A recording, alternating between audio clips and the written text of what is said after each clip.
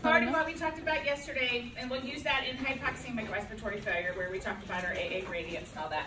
First, because it's probably the easier of the two to understand, is hypercapnic respiratory failure.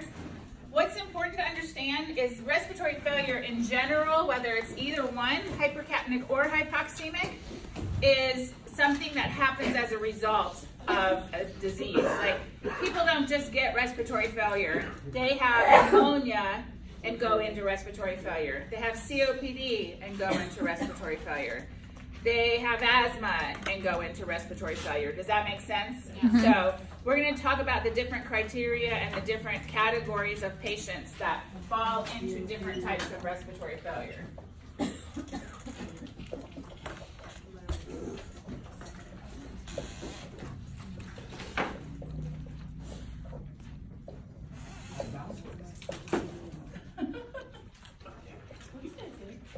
It's the 20th.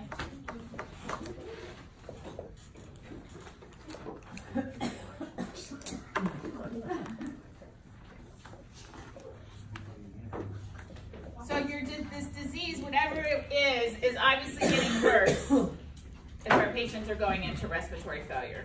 And we're going to talk about two types, as I briefly mentioned yesterday: respiratory failure from too high of a CO2, or respiratory failure from oxygenation problems. So hypercapnic is the first one.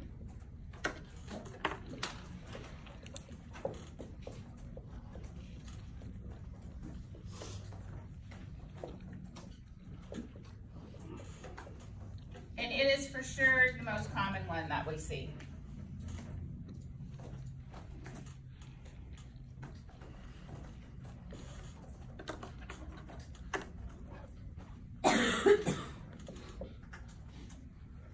So we'll talk about it from an ABG perspective.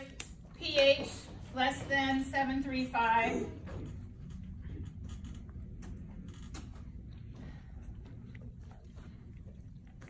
CO2 probably greater than 55, 50, something within that range. I mean, generally, if the patient's CO2 is going up and their pH is below normal, they're in respiratory failure.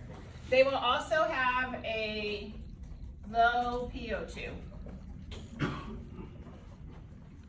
Because this is where we talk about if our patient's not ventilating, they will not oxygenate.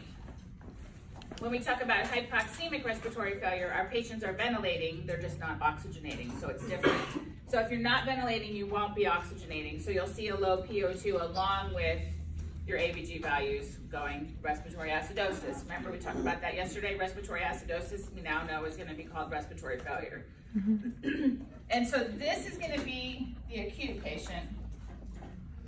And then the chronic patient is going to have the pH within normal range and a CO2 above 50 with a low PaO2. So difference being that, of course, that we've compensated. Well, we also can put in a bicarbon here too. Bicarb's greater than 30.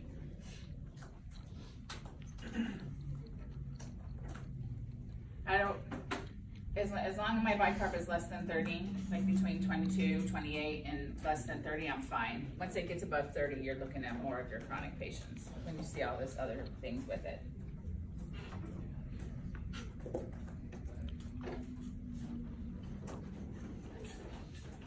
Everybody good so far? Any questions? Okay. So this is just from an ABG perspective. You know, obviously you're going to see other signs and symptoms that go along with this. You're going to see your patient's respiratory rate be increased. They might be diaphoretic. They might be using your accessory muscles, but we know all that by now. So we're going to talk about now there's going to be 3 different categories of diseases that can lead to. So we're going to group them into categories. So the first one, so we're going to have an A, B, and a C. CNS disorders. Oh, Sharon, can you, if I print something in a minute, I forgot to print the Glasgow Coma Scale. Do Do you have that one? Okay. So CNS disorders, what CNS stands for? Central nervous system. Okay.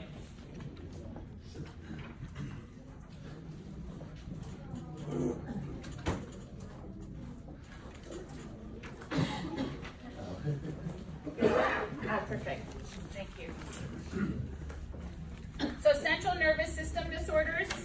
So what, let's, Terry, give me an example of something that would fall under this. Under the central nervous system? Mm-hmm. Off the top of my head, I don't know. Okay, something's wrong up here. What could hit it? Trauma? Myasthenia gravis. No, that's actually going to be a neuromuscular. Ooh. Very good. Wow. A tumor, like a tumor on the Hold on, hold on. No, don't say tumor. Think about it. What could happen to the brain? Brain injury. Car accident. I don't know. Yeah, like a trauma. Absolutely, you do know. That's off the top of my head. Smell smoke. And Alicia, yes, a tumor. Like a brain tumor, or like a spinal cord, maybe.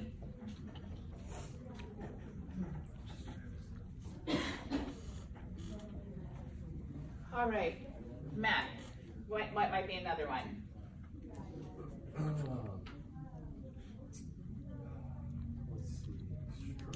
Yes, strokes is an excellent example. When we think of CNS, you guys want to think of anything that would disrupt the brain and the spinal cord from working correctly. stroke like a CVA. So stroke is a CVA, yes. So make sure we know CVA is cerebral vascular accident, excuse me.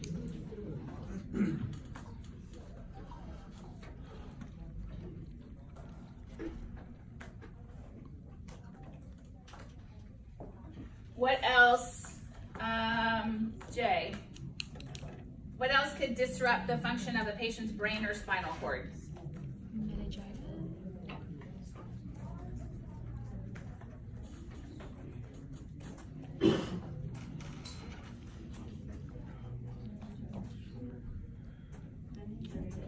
Is there anything that we could give to a patient? I'm still talking to Jay. Is that, huh?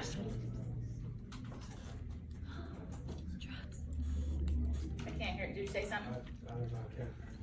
Okay, so is there anything that we could administer, and don't whisper the answer over here. Is there anything that we could administer to a patient that might cause problems with their central nervous system?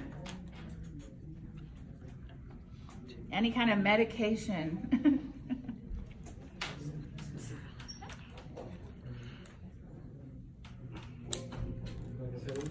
Yeah, exactly. Sedatives, paralytics. We could induce it.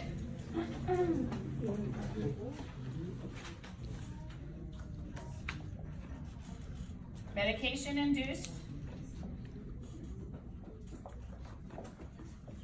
Sedatives, paralytics.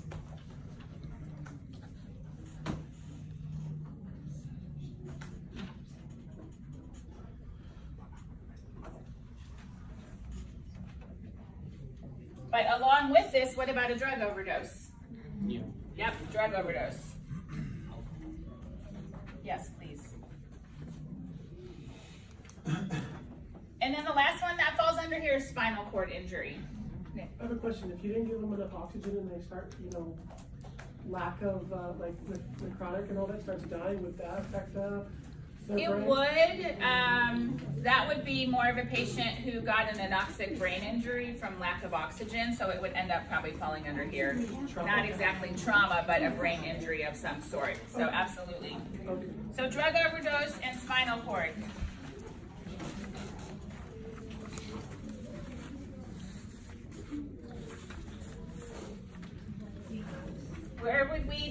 Where would the spinal cord injury be to cause respiratory problems? C3 and up. C3 to C5 and up, remember? Yep.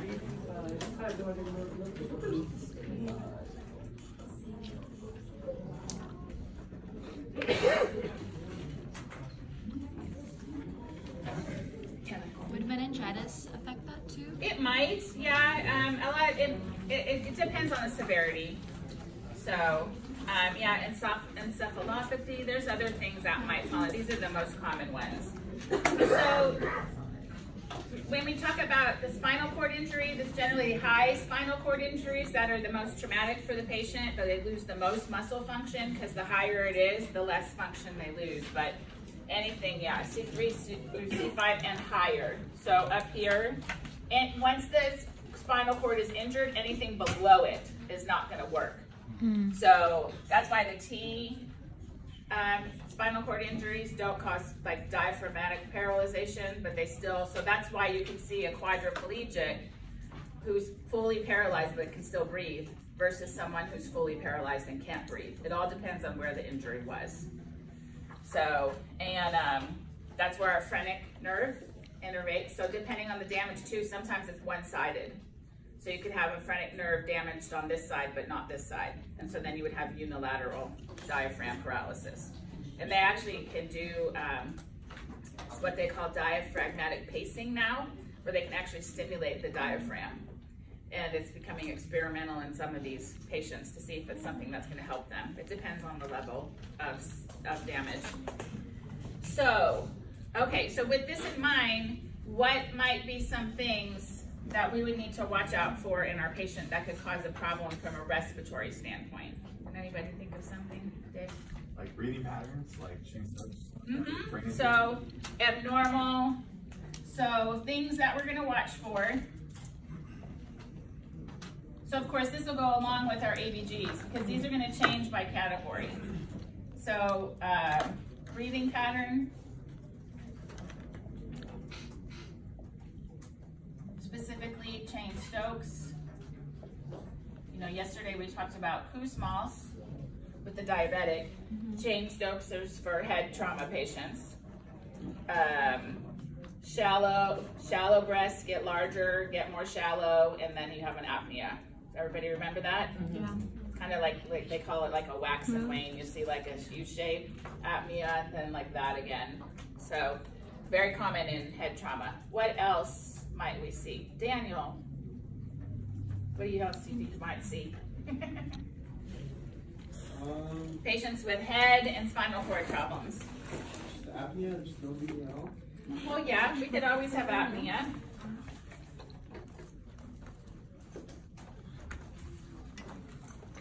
Anybody over here? Dennis. Yeah, but I'm going to really focus on more of the airway things. Would inability to secretions be one of them, or are you talking more? No, I'm going to put that as an inability to protect my airway. Okay. So yes, this is a huge one.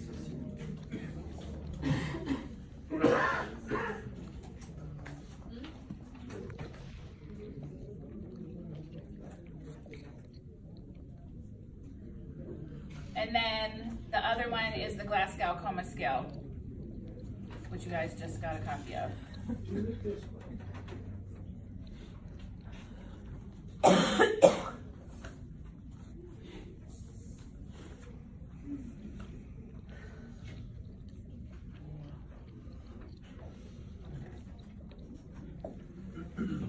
So the big things we're going to watch for in these patients are inability to protect the airway. The Cheyne-Stokes breathing pattern by itself would not necessarily be a patient that needs to be intubated, but if they can't protect their airway, and then a GCS score less than 8.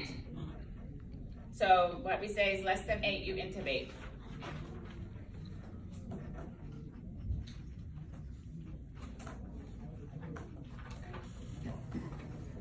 So on the Glasgow Coma Scale, you have 3 different categories that they're looking at. They're looking at eye opening, verbal response, and motor response. And it's basically from 1 to, I think they did put 0 in there now. No, NT. Okay. I was like, they never had 0 before. So 1 to 5. So the other kind of joke, quote, that people say is that a toaster has a Glasgow Coma Scale of 3. Because it technically does, because they don't really go below 0. So what this is going to do is look at whether a patient can open their eyes, responds to verbal commands, or does a motor response. So if somebody says, wake up, and the patient opens their eyes, then they're gonna get a high score. And if somebody says, wake up, and we don't do anything, or we have to twitch, or we have to do something to get the eyes to respond, then it's gonna be scored accordingly. Same thing with motor response, and same thing with verbal response. So how does the patient respond? There's a number of different things, but basically if your score is less than 8, that means you need to be intubated because you're not going to be able to protect yourself and your airway in that situation. So the Glasgow Coma Scale is very commonly used, and it's very commonly used in this exact kind of patient. So if you see, so for example, your patient is in the emergency room, they came in, they have a suspected stroke, they've got, you know, they're flaccid and paralyzed on one side, their Glasgow Coma Scale is 6, and you hear that the patient has snoring respirations. Snoring respirations means that my tongue is obstructing my airway, so patient's laying back. So all of that in itself means the patient needs to be intubated. So you guys are gonna see as you move forward that you don't always need an ABG. That patient needs to be intubated because they can't protect their airway and their Glasgow Coma Scale is too low, which means they're not gonna respond to anything. Does that make sense? So you don't need to say, well, let me get an ABG first. The Glasgow Coma Scale all by itself tells you that your patient needs to be intubated. And you'll start seeing this in some scenarios and patients and tests, questions where they'll start. So now you're gonna start getting patient information to go along. What does a patient look like? Do they actually need to be intubated? You're gonna start getting more information, and that's how you'll see your questions on your boards too. Patient presents with a, like I just said, or a patient is a drug overdose and has this low Glasgow Coma Scale, things like that. So the other thing to watch in some of these patients also is their ICPs. ICP should be less than 10.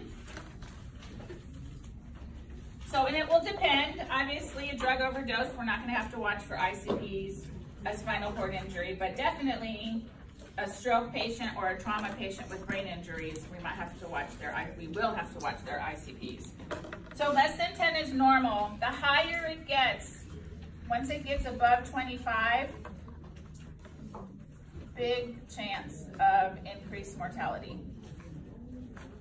That's supposed to be a really big arrow. I don't know what it looks like, but. Once your ICP is above 25 for any extended period of time, your chances of increased mortality go way higher because the chance of a brainstem infarct due to the pressure on the back of the brain is increased. Does everybody know what I'm talking about? Okay. So brainstem infarct is when the patients are going to be called brain dead, and they are technically dead. And that's the one that sometimes families have a hard time understanding because their heart is still beating. So we'll talk in term 5 more about those patients and some of the things that need to be done. But from our standpoint right now, you guys need to think that you need to do anything you can to not disturb the patient. So you want to keep a quiet room, don't suction a lot, paralyze the patient, things like that, so you can do anything you can to keep them still, because anything you do to irritate that patient is going to increase the pressure on the brain. I don't know if you guys ever heard of where they take a piece of the skull out and put it in the abdomen. So patients with really, really severe high intracranial pressure from all their inflammation, they'll actually take a piece of the skull out so that the brain can swell and not have all that pressure on it. They take the skull and they sew it into the abdomen and they keep it there until the swelling's down, and then they put it back. That's called the bone flap. Yeah. So it's also important in those patients to always look at the head of the bed, because there's going to be signs that might say don't turn them on their right, don't turn them on their left, because their brain is exposed, literally. They also have the bolts. That's what is used to monitor the ICPs. So that's what we'll need to watch for in those patients. Does anybody have any questions on that? Yes? So you